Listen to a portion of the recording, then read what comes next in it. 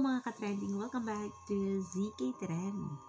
Matapos nga ang magarbong after party ng How to Spot a Red Flag sa La Union, balik Maynila na nga itong ating Donnie at Belle at sumabak agad itong ating Belinda sa kanyang kauna-unahang photoshoot ngayong taon.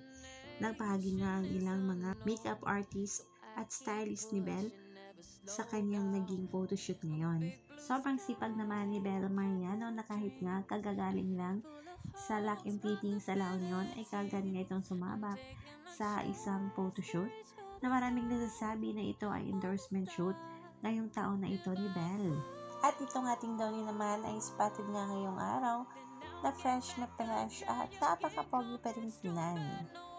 Samantala mga kabablis ay panoorin natin ang ipinost nga ng hairstylist ni Belle na si RJ De La Cruz sa isang behind the scene ng kanilang smart endorsement kasama si Donnie.